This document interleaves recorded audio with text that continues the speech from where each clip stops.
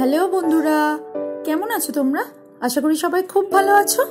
আলোর রান্নাঘরে তোমাদের সবাইকে স্বাগত। আজ আমি তোমাদের সাথে সুন্দর একটা কেকের রেসিপি শেয়ার করব। এই কেকটা আমি বানিয়েছি কিন্তু ময়দা দিয়ে না, সুজি আর আমের কম্বিনেশনে একটা সুন্দর কেক তৈরি হয়েছে।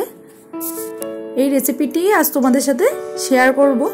তো চলো দেখে নি কিভাবে বানাচ্ছি। প্রথমে একটা আম নিয়েছি। আমটা বেশ ভালো মতো পাকা হতে হবে, শক্ত হলে হবে না কিন্তু। এবার আমটাকে ভালো করে কেটে নিচ্ছি।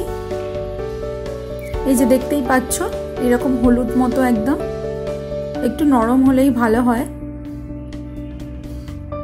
এরকম পাকা একদম আম নিতে হবে, আর আমটার যদি একটু সেন্ট থাকে তো খুবই ভালো হবে। এবার আমটা চামচের সাহায্যে এইভাবে শাঁসটা ছাড়িয়ে নিচ্ছি।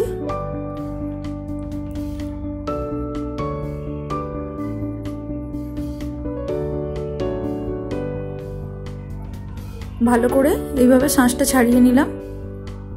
আমি এখানে একটাই আম নিয়েছি, তো তাইতেই হয়ে যাবে। এইবার আমি একটা মিক্সিং বোলের মধ্যে দিয়ে দিচ্ছি 1 কাপ সুজি, হাফ কাপ চিনি, হাফ কাপ মতো আমের পাল্প, হাফ কাপ দুধ, আর এখানে একটা ডিম দেব। তোমরা যদি শুধু ডিম না দিয়ে করতে চাও তাহলে সেক্ষেত্রে 1 কাপ দুধ নিতে হবে। আর আমার এখানে একটা ভিডিও স্কিপ হয়ে গেছে, আমি এখানে 1/3 কাপ সাদা তেলও দিয়েছিলাম এর মধ্যে, সেই ভিডিওটা কোনোভাবে স্কিপ হয়ে গেছে। তো আমি মিক্সিং বলে ভালো করে একটা স্মুথ পেস্ট তৈরি করে নিয়েছি। অবশ্যই তেলটা দিতে হবে, তেলটা কোনোভাবে আমি দেখাতে পারলাম না, সরি তার জন্য। আমি এখানে একটা বাটি নিয়েছি, সাদা তেল দিয়ে দিলাম সামান্য। ভালো করে বাটিটার গায়ে মাখিয়ে নিচ্ছি তেলটা।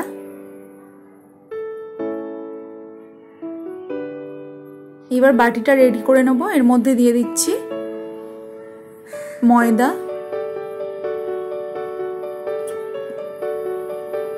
বেশ ভালো করে নাড়িয়ে চাড়িয়ে ময়দাটা পুরো বাটিটার গায়ে মাখিয়ে নেব এইভাবে।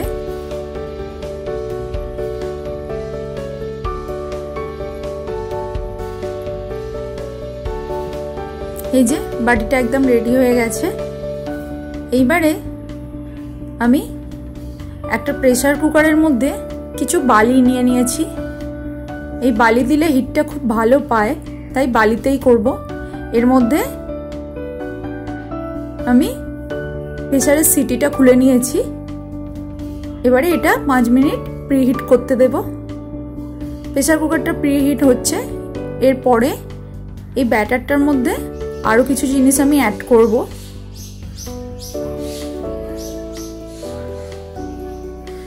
এর মধ্যে দিয়ে দিচ্ছি সামান্য একটু নুন। ভালো করে মিশিয়ে নিলাম। নুনটা দিলাম যাতে ব্যালেন্স আসে টেস্টটার। তারপর এর মধ্যে দেব বেকিং পাউডার, হালকা হালকা 1 চামচ বেকিং পাউডার দিলাম। আর দেব বেকিং সোডা।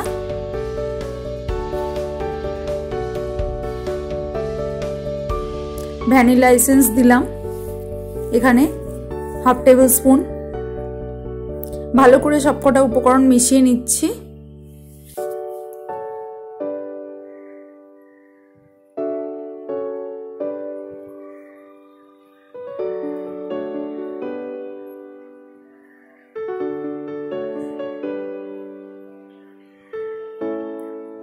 এভাবে ভালো করে মিশিয়ে নিতে হবে।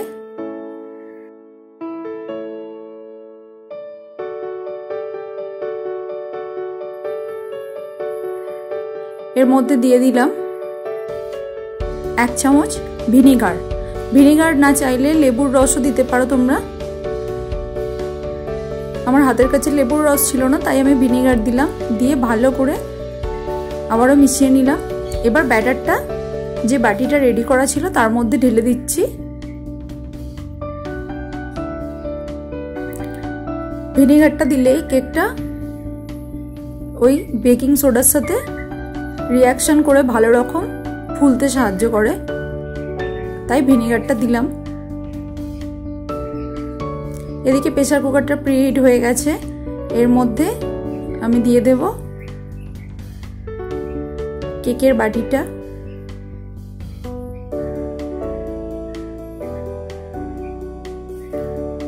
বসিয়ে দিচ্ছি।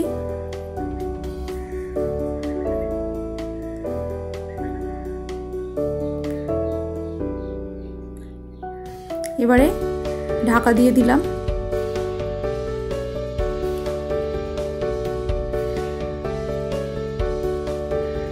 অবশ্যই সিটিটা খুলে দিতে হবে। এবারে একদম লো আঁচে এটা 40 থেকে 45 মিনিট আমি বেক করে নেব। তো এই যে আমি 15 মিনিট পরে খুলেছি। এতে একটু ড্রাই ফ্রুট দেব। আমি আগেই ড্রাই ফ্রুটগুলো দিতে পারতাম, তো আগে দিলাম না, কারণ ওর ভিতরে একটা ঢুকে যাওয়ার চান্স থাকে, তাই কেকটা একটু হয়ে গেলে আমি তারপরে এই ফ্রুটগুলো দিই। ড্রাই ফ্রুটস বলতে আমি এখানে অন্য কিছু দিইনি, শুধু চেরিটাই দিয়েছি সাজানোর জন্য। ম্যাঙ্গো কেক তো, তাই ড্রাই ফ্রুট আর দিইনি। তো আবারও চাপা দিয়ে দিলাম, আবারও বেক করে নিয়েছি। তো দেখতেই পাচ্ছ বন্ধুরা কেকটা কত সুন্দর হয়েছে। আমার এটা হতে মোটামুটি 45 মিনিট লেগেছে পুরো কেকটা। এবারে আমি বার করে ঠান্ডা করতে দিয়েছিলাম।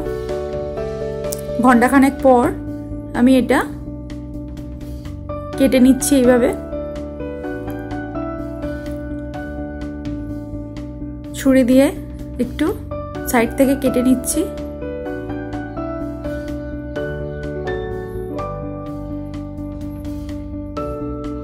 দেখো এবারে কেকটা কি সুন্দর উঠে যাবে।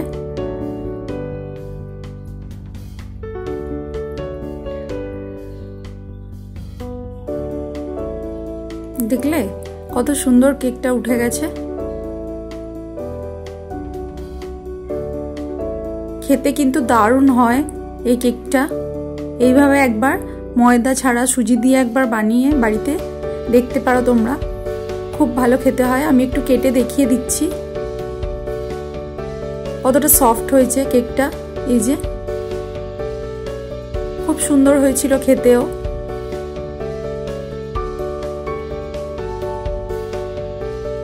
তো দেখলে তো কত সহজেই এই রেসিপিটা বাড়িতে বানিয়ে নেওয়া যায়।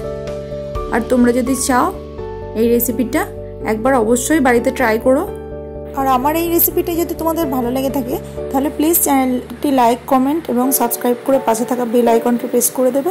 আমার চ্যানেলটি নতুন নতুন রেসিপি পেতে আমার চ্যানেলটি ফলো করো।